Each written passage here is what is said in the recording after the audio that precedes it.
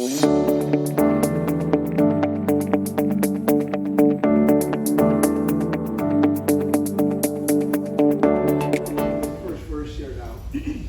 I'm going to use the Amplified version for a reason. And that is, I'll show you in a second. About that time, Herod the king stretched forth his hands. I don't know if you remember in Scripture, but whenever they talk about mighty kings, or whether it's the Lord God Almighty, it talks about them lifting forth their hands. That means they're doing something powerful, either to try to conquer somebody, defeat somebody, or whatever. And so we find that the same language in the New Testament, we find that King Herod is now lifting his hands against who? Well, he's going to afflict and oppress and torment some. Now again, that's the Greek. That's why I like to use Amplified for a second. The other version just said harass, but this is more than harass. In English, we say harass, like quit harassing me. We're talking about somebody that said something. That's not what he's doing here. He is literally sending out his soldiers to afflict and oppress and torment some.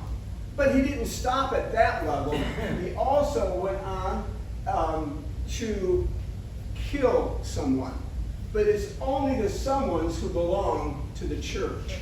Now, why in the world does King Herod decide to attack the church? He's been quiet this whole time. All the oppression before, all the action that was going on before had to do with the Pharisees and the Sadducees, who didn't like Jesus and didn't like the church and didn't want to hear what they were saying. But the King Herod, he's kind of a politician. They usually kind of stay quiet when it's that kind of stuff. Let the religious people argue and fight with each other. But he has got to answer to the emperor of Rome.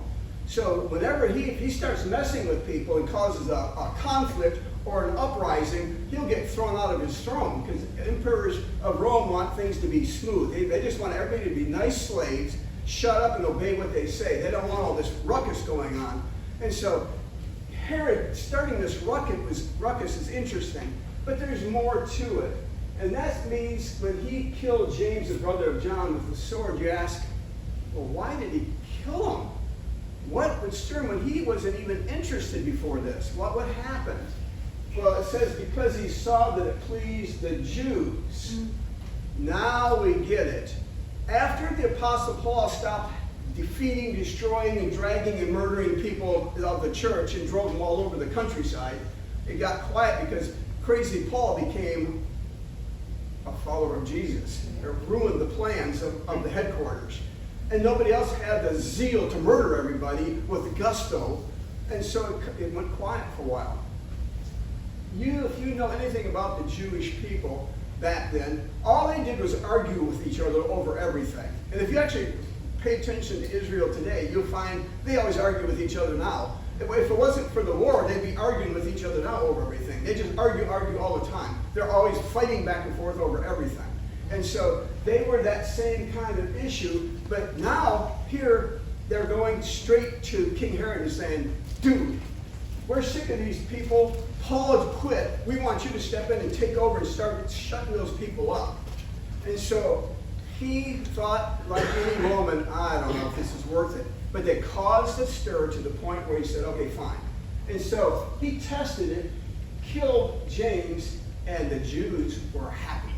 So the leaders were going, yes, we're back online. And so they were like, okay, dude. And so when he saw that they liked it, he went right out, sent his soldiers out, and dragged Peter into prison. Very similar to how he had other ones in there. They put him in prison. But the problem is, all these holidays is a problem. Here you have Passover, which is very holy to Israel, and all the sides want to stop. And then the unleavened bread situation is a 1-week connection. They do Passover over evening, and then for the next 6 days they celebrate unleavened bread. You know that's what it's all about, right? Remember, Israel was stuck in Egypt. And under Egyptian rule, they were slaves. Moses came in, he brought them to deliverance, but Pharaoh said, no, he wouldn't listen to anything. So God had to pound them down with miraculous battle from the heaven, where he killed the animals, killed the crops, and just on and on, smashed them, and bugs and frogs and everything you could think of, and finally they still wouldn't listen until God said, all right, I'm going to kill the firstborn of every person of every household in Egypt. So they set up, they had their Passover feast, if you remember. They took blood and marked it on their doorposts, and they said, if you do this and then you do what I tell you to here, you'll be protected. You will not lose your child. Anyone that does not do it will lose it.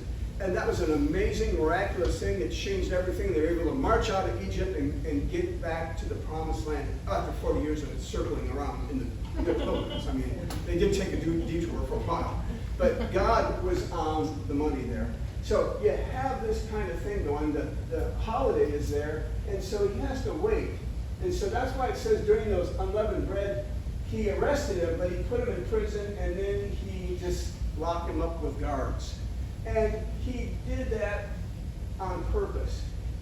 And let me jump back. He intended to bring him back after Passover was over. He had to wait. I remember that kind of happened with Jesus, all the Passover stuff, and they did things where they didn't want to mess with that. And even Jesus, when he died, they didn't want it during a Passover time and all this kind of thing. It's important. But here's the issue, and here's what I want you to do. The Pharisees and Sadducees had continued their evil plots constantly against the church, and they were vicious and endless until they ran out of gas, until they got King Herod to start again. My pressing, when God stirred me a couple of weeks ago, in fact, he woke me up in the middle of the night, and it was like, whew, he just started speaking to me overwhelmingly, so I finally got out of bed and wrote it all down so I wouldn't forget when I got up in the morning. But here's a question that just came to me. Why such extreme hate and evil plots? How can godly men who read God's holy word and try to follow what he's teaching end up to being so hateful, wicked, and evil that they want to murder and kill people, quote, in the name of God? How did they get to that place? How would they ever come to that mentality to do that? And that was pressed on me and pressed on me that night. And so I have to go back and lay the foundation. Jesus versus the Pharisees. It's like a major battle. And so it all started before the church. It started with Jesus, the Messiah. And so what transpired between Jesus and these leaders that caused such a hate to grow? And why does it matter? Because we're warned in Scripture. Paul will take us to a place where he warns that similar mentality is going to be a part of the church in the latter days. Well, dudes, it's 2,000 years since Jesus. We are that church in the latter days. So we need to come up to the reason why. But here's what started the whole mess. Jesus, if you notice, and again, I do my balance. I'll come over here this time. Jesus told these Pharisees these words that just kind of grabbed them by the shirt. You search the Scriptures because you think they give you eternal life. But the Scriptures point to me. They were so off in their religion, they thought if they studied, they could really get it. Yet you refuse to come to me to receive this life. And so I need to bring you to a place to see what's going on with this whole thing.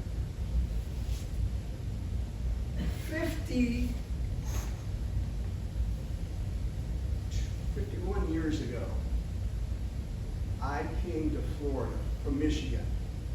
I had just been born again. Woo! I was only turning to be 1 year old in the faith. And that first year, my life was so flipped upside down, I didn't know what to do. It was so supernatural. I didn't get saved by sitting in church and hearing a sermon and God speaking. Instead, God chased me down in the streets, grabbed me, and literally flipped my life around and so revealed himself to me. I was blown away. I couldn't figure out what was going on. I was raised in a Baptist church, but I didn't have anything of experience of what went at this point. And God chased me down, but within 4 months of my salvation, God, in fact, here's what happened simple. 4 months, I was so distraught. I was became a Christian, I thought I was a greater sinner than before I was a Christian. But it was my conscience was screaming at me. I was so struggling, I didn't want to sin anymore, and I was burning in my heart. The conscience was screaming. God was working in my life. I felt like war after war every day was a horrific battle. On top of that, I was so hungry. First thing I did spiritually was I was going to college, and I met some Christian people there, and there was a campus pastor, and I got involved with them. Well, they knew Campus Life and Youth for Christ as a high school ministry, so I volunteered for that. While that was going on, I was also so hungry. My friends from church that I grew up with and stuff, we had Bible studies on Tuesday night because we couldn't wait for Sunday because we were so starving for Jesus. On top of that, I was working at a gas station for my dad. I pumped gas, second shift, and so I met hundreds and hundreds of people everywhere, and they come in my gas station, and I told everybody about Jesus. I was glad my dad was the boss because I probably got fired. But I told everybody about Jesus. I told everything. And so all this was stirring, and plus I was defeated and ruined and whatever, and 4 months came, and it dawned on me, and I finally read the Bible through that quick, that I never stopped and actually thanked God for saving my life from sin. I was stunned, and I guess if those 10 lepers helped me, they all ran off, but one came back and said, thank you, thank you. And it kind of haunted me that I didn't stop and say thank you. So as a young believer, not knowing what to do, I asked him, what should I do to show you I love you? Because I thought maybe I'd ask for an offering or something. I don't know. But as I prayed and prayed, God did a weird thing. I was expecting an answer. But the problem was I was so new, I didn't know how you get the answers. So I kind of waited to see, I didn't know what the answer would be. Well, suddenly, as I was talking to somebody about Jesus, they stopped in the middle of my sentence and said, wow, are you a preacher? And I laughed. Yeah, right. No, I'm not a preacher.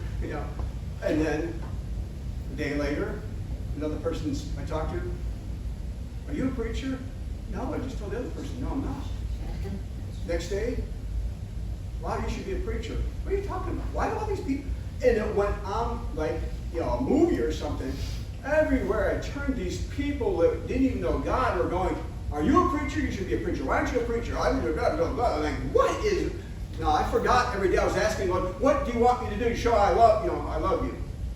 Finally, as dumb as I was and ignorant of Jesus and the Bible and what happened, I went to our Tuesday night Bible study, and my friend who was he was a youth pastor at the time, and now I was older, so we were just friends.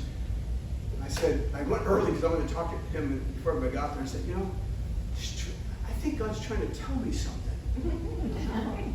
How about that? And I told all this, I just spewed out that. Isn't that the weirdest thing? I never had anybody ever, and why would 10 people or whatever it be all say the same thing? It's the weirdest thing I've ever heard. And I still wasn't smart enough to know God was talking to me. And he finished the line to go through the whole rigmarole, and he looked at me and shook his head and he said, since February, in January, it was just turning of the 1972, I sensed that God was calling me to be a preacher, but I didn't know for sure, and I didn't say anything. Well, when he spoke those words, the goosebumps went on my thing, and I was like, really? Then I laughed. That's the stupidest thing I've heard. I can't be a preacher. And I was like, no way. No one in my family is a preacher. What? And finally, I had to wrap my brain around that God actually would talk to me, and I said, if you really want me to be a preacher, okay, I will. And that started my path to come to Florida. Well, here in Florida, I came, met a bunch of you guys because it was a Jesus movement. If you ever read history, my hair was this long, so was everybody, all the guys. Girls were down to here, but the guys were here. So we were still shorter than the girls, but And so we were stirred up, and I got to meet people at Palm Beach Atlantic College and also University. And while I was there, I met a guy named Richard Lord. Now, his dad was a pastor, used to be a pastor at West Palm Beach, but he moved to Titusville, Florida, at a big church. And so spring break came, and he wanted us to come up there for a pastor's conference, but he wasn't really a pastor's conference. He called it the Mini Ministerial Students Conference. And about 10 of us went up there, and they poured into us. I learned more in 1 week than the whole year I was at college. They poured into us. And that man began to tell a story. He had told the story a number of times. It's the story of the eagles and the turkeys. And a simple story is this. The eagles had their high nest up with a little eaglet up there, and down, way below was a dense forest of pines and oak trees, and it was like a canopy. That rambunctious eaglet got a little excited and fell off the edge. All fell down, and he didn't get killed because he hit pines. And if you know anything about the kind of pine trees that are like Christmas trees, he just started rolling and bouncing and whatever, and finally he slid on the ground. And down there, it wasn't the beautiful blue sky, it wasn't all the beauty, it was like dark as anything. And it's so dark he couldn't hardly see, and he was stunned, and as he was struggling, his parents couldn't find him because they couldn't even see through the trees. So there for hours, he was afraid, he was all messed up, he was all just like, don't know what to do, and he was hungry for days, and finally he heard all this ruckus come through the woods, and it was a gang of turkeys. And this gang of turkeys are nothing like eagles. And this gang of turkeys, they spend their time like this, looking down everywhere, looking for acorns. And they're that's my acorn. And they're fighting over acorns because their focus is eat another acorn and live another day. And so they were down here. In fact, you should look down. Notice what you see when you look down. You know, look down. Go ahead, look down. See, you don't see a whole lot. I see your dirty feet. What's that on your toe? Oh, yeah, I know that. But notice, you don't really see anything. You just kind of see the dirt and the crud and the acorns and once in a while a worm. That's all you see. And so they bounce and they work and they fight over food. They do other stuff. But the eaglet in his heart thought, oh, I miss the sky. But they trained him and taught him how to eat acorns, and he grew up with them, and they kept eating, and he just had an emptiness of going, wait a minute, I'm missing the sky. Where's my mom and dad? You know, the eagle's married for life. And so all this ruckus going on, all this stuff, he learned to eat acorns and whatever. But finally, one day after months and months with them, they got into an opening. In that opening, the sun was shining. It was grass. And he looked up. They didn't look up. They stood on like this. He looked up and thought, oh, I see birds up there. And he had grown enough where his wings got bigger, and he started flapping and said goodbye, and boosh, he went up into the air and was able to soar and saw life from a whole higher perspective. While all the turkeys were down here still just gobbling along, blabbering and doing nothing of any value, eating acorns. What does that have to do with anything? I'm glad I asked. I'm glad I asked. The Pharisees had always a battle with Jesus.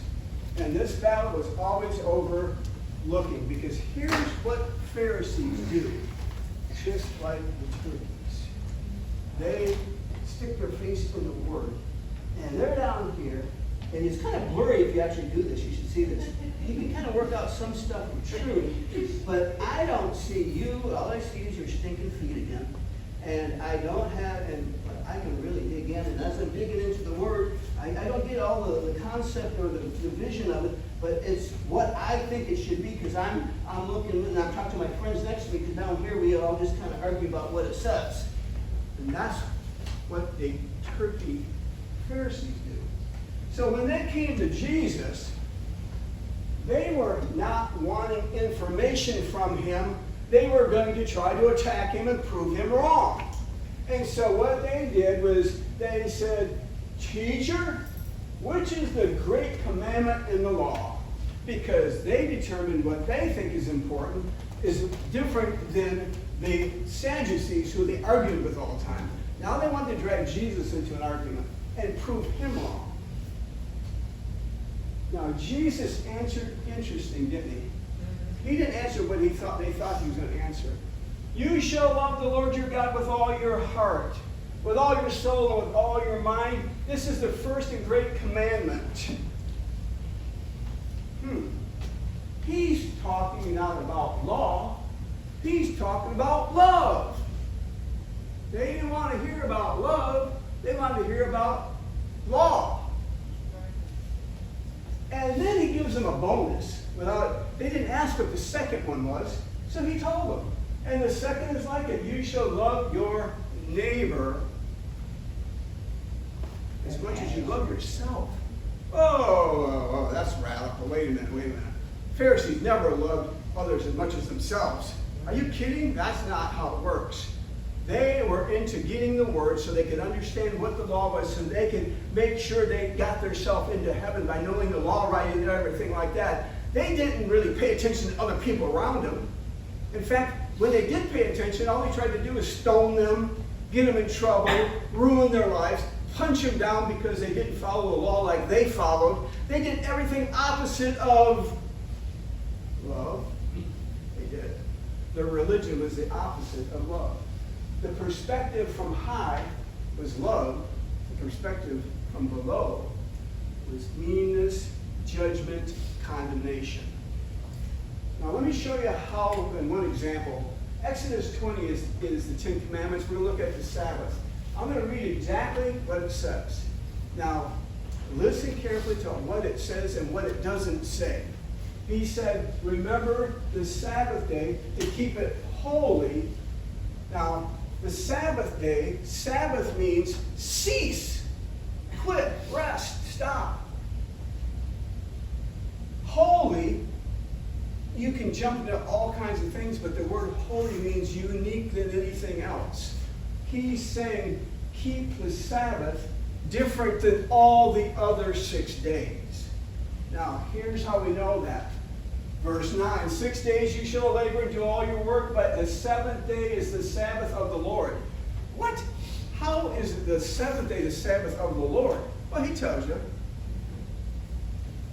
I guess I got to do this way.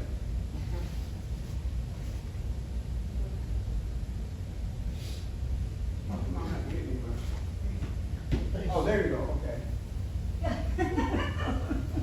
Yeah. It's the sound booth when you use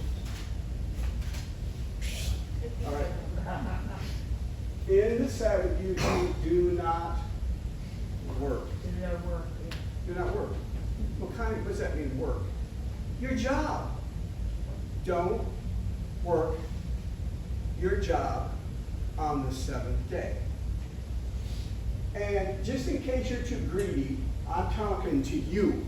You don't work on that. And just in case you think you can get around it by making your kids do it for you, no, your son doesn't have to do it. No, your daughter doesn't have to. And if you really are still so greedy and want all that money coming from your fields or your job, then no, you don't even let your employees and people who work for you. And no, you don't even let the animals have to do it. They don't even have to plow that day. And not only that, strangers who are visiting you that are from another place, no, they don't have to do it either. What? I want to make money. America wants to make money. Our companies all want to be 7 days a week. They want to make money. They don't want to let people rest. For in 6 days the Lord made the heavens and the earth, the sea and all that is in them, and rested the seventh day. God doesn't need rest. Sure. So why did he do it? As an example to tell you, rest. Now, what did God do that day? Rested. Didn't say did anything else. He rested. So, what is the Sabbath for us? Just take a day off. There's no other strings attached. Don't work. Don't go your job, but rest a day. He knew how our bodies are. He knew how he created us. He knew what we need. So he said, I want you to rest. You do all your work in 6 days. Notice the word all. Do all your work. Don't leave something sneaking on the seventh day. No. Do it all and you stop. Therefore the Lord blessed the Sabbath day and hallowed it. He set it apart for wanting us to have that. Now here's the issue. Am I losing my power here? There we go. Jesus told these Pharisees in Matthew chapter 12 in verse 8, I am the Lord of the Sabbath. I'm the Lord of the Sabbath. What's that mean? Well, that means that since he's the truth and he wrote it, he knows what he wants. He's the boss, and he wrote the law. So don't tell me what the Sabbath is supposed to be doing. I'm telling you, is what he told them. Well, that's where you got some problems. So now to show them the real story, he then, when he departed from there, he went into their synagogue. And behold, there was a man who had a withered hand. What's a withered hand? It could be a number of things. It could be deformity. It could be that maybe he's paralyzed, something where his hand was unusable. And nobody could fix it. And it says, they asked him saying, oh, okay, let's have this challenge in church, in synagogue. Is it lawful to heal on the Sabbath that they might, what? Accuse him. They're trying to call God a sinner. Think about that. They're trying to judge the God of heaven and make him a sinner. And obviously you know what their opinion is, but think about it. They can't heal anybody. So how do they determine healing is work? I guess it would be work for them because they never get it to happen. So they can work and never heal you. But it doesn't even make sense what they're trying to do. And they tried to accuse him. Then he said to them, well, wait a second. What man is there among you who has one sheep? And if it falls into a pit on the Sabbath, will not lay hold of it and lift it out? Does that work? You took your muscles and reached down there and grabbed that sheep that was in trouble. Of how much more value there is a man than a sheep. Look what the question is. Think about it. The question is love. Love. Do you love the Lord your God? Do you love your neighbor as yourself? Or you love your sheep, your stuff, more than people? And they like their stuff more than people. Their value system was their stuff. God's value system is us. You and me, we're valuable. We're valuable. And so he said it's lawful to do good on the Sabbath. Then he said to the man, stretch out your hand, and he stretched it out, and it was restored as whole as the other. And I love it. Mark added this because of another word, the sentence that Matthew didn't put in there. And he said to them, the Sabbath is made for man, and man is not made for the Sabbath. What's the big deal? What's the big deal? God gave man a gift of Sabbath. I love you so much, I don't want people to misuse you. I love you so much, I want you to rest. You need it for yourself. Your family needs it. I want you to rest. This is a gift to me. And what did these crazy dudes do? They turned the Sabbath into an attack mode. Do you know those idiots would so want to cheat and break the Sabbath? They invented a thing of how many steps you could take on a Sabbath day.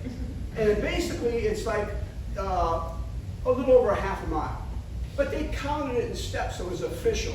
So even if your steps were shorter than the other guy, as long as you did the exact steps that you were supposed to, you could go and walk on the Sabbath day. But here's how stupid they are.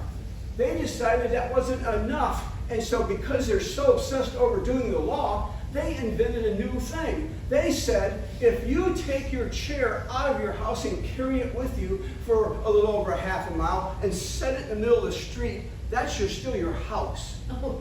So since that's really your house, now you can walk another half a mile. You can cheat our rules that we made up so that you're not working on the Sabbath by just recreating the concept. This is how twisted they were. And yet, if you didn't follow these rules that they invented by their own hand, well, then they would stone you over not doing the Sabbath. And the Sabbath is a gift for you from God because He loves you, to give you rest because He loves you. They turned it into an endless war of law till they destroyed you and beat you into the ground. How stupid can you get? I know I'm being mean to him. Then the Pharisees went out and plotted against him how they might destroy him, because he proved that love is more important than stuff. That's when this began. From this point on, they wanted to kill Jesus, kill everybody that followed Jesus. They wanted to shut his mouth because he destroyed their greed and their life of turkey living, of stuff. He was different than them. They dared to tell God himself that he was a sinner. Wow. Aren't you glad that you didn't do that? Amen. Now here's where then Jesus lays down the hammer. Now that they start that, he lays down the hammer. He tells them, for you are the children of your father, the devil. They don't want to believe that. They believe they're the holy ones of God. And they know all the law, and they know how to beat people into it with their law. What's wrong with you? And he said, and you love to do the evil things he does. How do you know that a person is religious, who claims he follows God and loves God? How do you tell that he's not, but he's of the devil? Jesus told you. They do evil things that the devil does, not what God does. He was a murderer. What did they spend their time doing? Trying to murder Jesus and murder all the followers of Jesus. Kind of get the hint that when God says in the law that they're trying to protect, thou shalt not murder, that they would get the hint that they weren't supposed to do this. But instead, they did the thing that Satan loved. He always hated the truth, and there's no truth in him, and they always fought the truth. Who's Jesus? The way, the truth, and the life.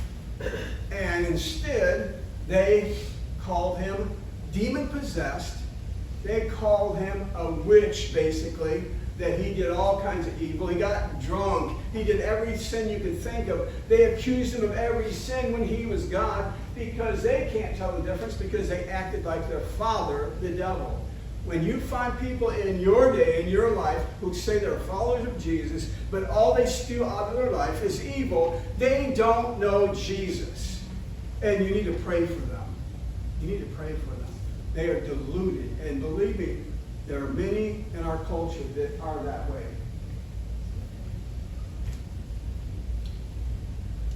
Let me hold this together now for you. What's it got to do with you? What's it got to do with you and me? That was 2,000 years ago. But how about us? Paul writes to a young preacher boy named Timothy. And he teaches him important teaching in that thing. And he starts with a very simple sentence. But know this, that in the last days, perilous times will come. Perilous means dangerous, extreme danger. Extreme danger. We read through Timothy and go, yawn. We don't catch the danger of what he's saying and how important and big this is. I want you to see how big it is. He starts with naming loves.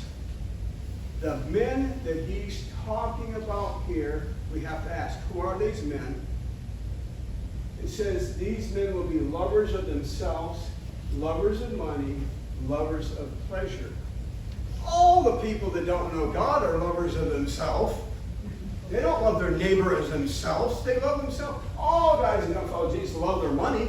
I mean, that's what Hollywood and all the advertising that we hear 40 million times a day, it says, American way is love yourself, find your hope, become your person you always wanted to be, and spend your money because you deserve it. You deserve that new thing. You deserve that thing. Oh, don't you know you deserve it? Buy it.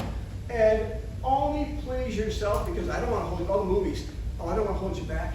Don't give up your dream. Go with your dream, because I can't marry you now, because you would always hate me if we got married, because the fact is that your dream would still be there. You would want, like, I mean, every movie you hear the same line over and over again. The gospel of the world is love yourself, love your money, and love your pleasures. And you deserve it. That's the gospel of the world. But the contrast from turkey living is instead be lovers of who? So when Jesus said, you shall love the Lord your God with all your heart, all your soul, mind, and strength, that's different than what you hear every day in America. It's a radical ego message. Few go up that high and see. But see, that ego message is that whole thing of love. Jesus comes from above and teaches us to get up higher and look. I was going to stand in the chair, but when you warned me they might fall, I probably would fall. If you get up high and you look, what do you see? You see people. You get away from your focus of your selfish interest and your selfish pleasure. You start looking around. There's people, you see their eyes. Some are struggling. Some are hurting. Some are doing okay. Some need friends. And you start looking. You can become a friend to them. You can love your neighbor as yourself instead of living that selfish life that you live and how the world tells you to live and how most everybody lives. But that makes you radical. You're now walking amongst everyone like they do, looking down at, I wonder how much money I'm going to get for that.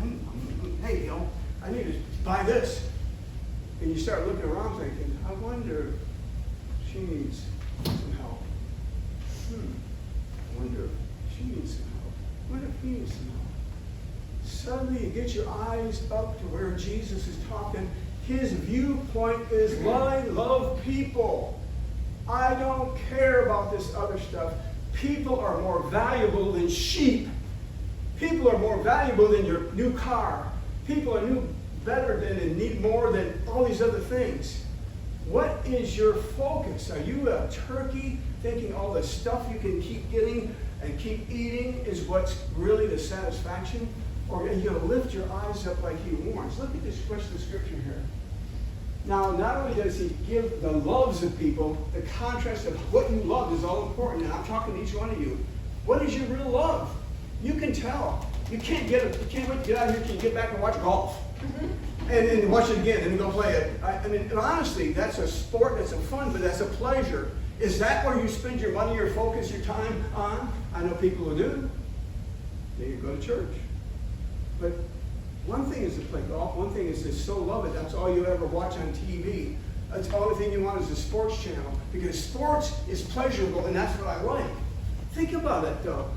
Where is your focus? Is it on the God of heaven because you love him? And you want to do what he pleases him? Is it on your neighbors who God says to love? Or is your focus on your stuff?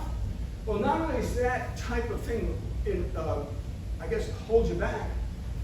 This is the character qualities of these. And I want you to understand he's describing the Pharisees. This is the Pharisee turkey life that he talked about. The Pharisees were boasters. Didn't you remember ever reading the scripture where a guy gets up high and says, he gets some praise and says, I thank God I'm not like this wicked guy down here. What kind of stupid prayer is that? That is boasting. Proud. They were so proud they told God he was wrong. Blasphemers. They blasphemed Jesus and said he was demon possessed. They were disobedient to your parents. You know how when you're old you can be disobedient? The Pharisees were good at figuring out how to save their money. They were so greedy that they even counted their spices in their garden to make sure they only gave 10% of the smallest thing. They didn't want to make a mistake and give 11%. They didn't love God that much. They gave them the 10. They got the rest for themselves to go do what they wanted. And so they worked hard to make sure they only obeyed the law so they could continue on with their pleasure. Jesus in Matthew 23 talks about them. They're greedy. They were greedy. He called them on all these things. They were greedy. Then look at verse 3. Unthankful and holy, but unloving. There's that key again. Unloving. The core of all this is the fact of what do you love and who do you love. They're unforgiving. They're slanderers. They slandered Jesus and all the Christians all the time. Without self-control, they became brutal and stoning them and killing them. They despised good. When Jesus said to do good on the Sabbath by helping a person, they wanted to kill him. They despised doing good. If you didn't follow their rule, they're going to kill you. But they didn't care about the person and being kind and good. This is how evil this wickedness is. But here verse 5 gives us a hint. Who are these men? Having a form of godliness, but denying its power. A form, a mask, a look. These men were church people. They had a facade of being godly. They had a facade of being Christian. They had a face when they came to church and smiled and said, "Praise God," and then went home and lived like the devil, just like the Pharisees were having. This is what he's warning about. He says they deny its power to be godly. The power is salvation. The power is God taking your life. The power is loving God with all your heart, where he pours himself into you. That's the power of grace. And he says this sort of guy creeps into households. When I grew up, people always talk about creeps. I never really knew what they were talking about when they said, "Oh, that guy's a creep." It came out of the Bible.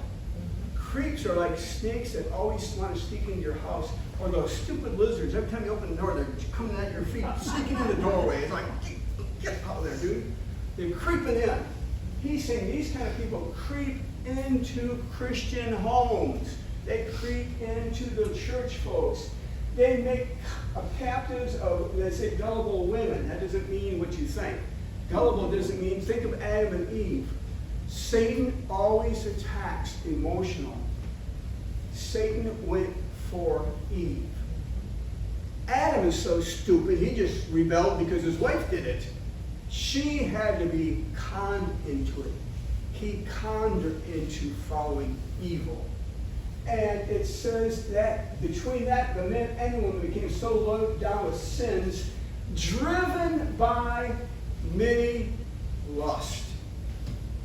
Their life is driven by lust, not love. Here's the difference.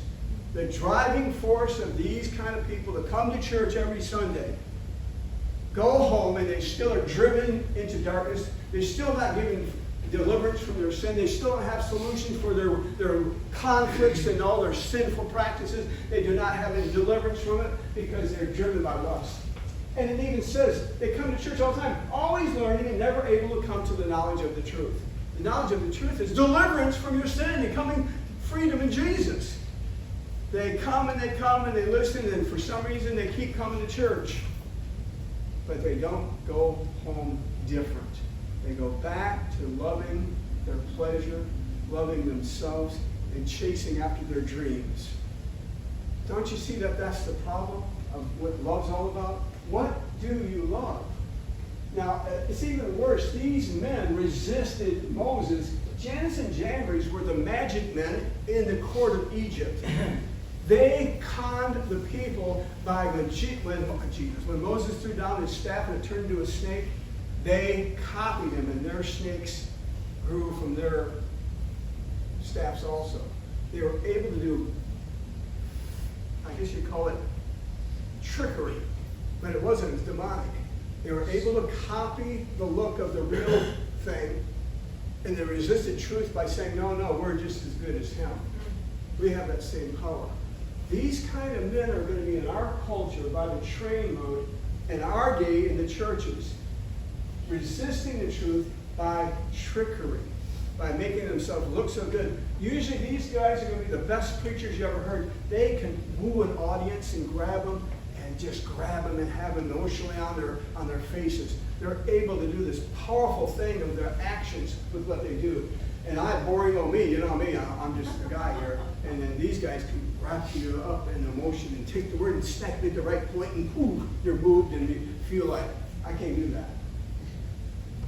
But their progress will be exposed. So what's the big deal? Evil men and imposters will grow worse and worse, deceiving and being deceived. All of this is deceived so that you will go home today, live your selfish life, focus on what you like, enjoy your hobbies and all the things you do with all your time, all your focus, and not be able to turn your focus, like Jesus said, deny yourself, pick up your cross, follow me, because I love people and I want them to come to my heaven. Where are you in your spiritual walk? Here's what God's after. Here's the turning point. You have carefully followed my doctrine. Notice, carefully follow. Carefully follow. Do you make this book? Believe me, when I first became a Christian, I read the whole thing through once and right away. I didn't understand a word it said. I got it done and said, I don't know what that's talking about. It was totally over my head. But I didn't quit. I prayed a lot harder. God, I don't understand what you're talking about. Please help me. And so I kept reading. And that's why it says carefully follow. In fact, 2 Timothy chapter 2 and verse 15, he tells Timothy, study to show yourself approved by God. Until you study this book enough where you get it and change the way you're acting and follow Jesus, he can't say, I approve you. It doesn't matter if you're a Pharisee and can quote every word out of the Bible. It doesn't matter. It's whether you change to love him with all your heart and love your neighbors. Look at what it goes on carefully, and I'll finish with this stuff. Notice manner of life. Your life, the manner of your life must change. Your purpose in life must change from that self-centered stuff to God, what do you want me to do? You're my Lord. I follow you anywhere. Faith, I trust you, Lord. I give you my future. I will suffer things because, again, I love. Always the contrast is what you love. Everything about this is your choice. Do you love God or do you love your stuff? Do you love God or do you love your dreams? Do you love God or do you like your pleasure? How are you going to come to that point where you say, I give it all to him? I surrender. I had to surrender my house. I had to surrender my car. I had to surrender all my clothes. I surrendered everything. I just gave up. What happened when I did that? God gave me a home. It was an old one. I didn't pick it. When I couldn't pay for clothes, guys came to my door and handed me clothes. God stirred them. When I needed shoes, God came to my door and gave me shoes. When my car didn't work, they came knock on my door and said, can I go fix your car? I am not kidding you. It was the weirdest thing. You know, I talk about weird when all people that started coming to my house and did give me stuff and asked them and whatever. I mean, when I gave it up, and I found that God promises are true. Amen. He will take care of you if you follow him. But here's what you get. Just like Jesus in the first church, you get persecutions, afflictions, all kinds of fun things. And verse 12, and all who desire to live godly in Christ Jesus will what? Suffer. You're going to get people aren't going to like it. Because the devil is in people, and he uses the ungodly, and he uses them to hurt you and make you stop and quit doing that crazy stuff about loving them and loving the world, instead of loving the world like they do, loving the world so they know about Jesus. Is that my last one? No, here it is. So here it is. On this side of the room, all you know might be turkey. No, I'm kidding. Come over here and say, oh, you know, you're going to come over here and say. No, honestly, the Satan life is a turkey life. It's always down here with focused only on you. You don't see anything else. Up here with Jesus and what you know and what you can see. You got to be honest with yourself. Is this you? Are you lover of yourself, money, and pleasure? Or are you the eagle life? Loving God, your neighbors, your enemies, and Jesus added the fourth one. Love your brother in the church. Until your love level rises up inside of the church and you love as much and more as a family, you'll find out you've crossed the barrier in actually loving one another. Now, verse 5. Next week, and I won't be here preaching, Pastor Love. Peter was therefore kept in prison, but constant prayer was offered to God for him by the church. When they put him in prison, threatened his life, they knew they were going to kill him. That's what they were after. The church had only one discourse. One choice. God, you're almighty, please save him. Next week, he'll tell you how. Let's pray. Father, I pray for my friends. I pray that your truth will peel back their hearts some. Let them think about what the difference between a 2 Timothy type of Christian is compared to a 2 Timothy fake Christian is. Only you can penetrate their thoughts. Convict them, Lord. Let them see what it means to truly love you with all their heart, all their soul, all their mind, and all their strength. What's left for anybody else? And then love their neighbor as much as their own selves. This is your viewpoint of law. You said the reason you gave the law was that. Everything about loving is what all the Old Testament was talking about, to learn how to love God and to love one another. I pray that you'll change their thinking as they walk out this door today. In Jesus' name I pray.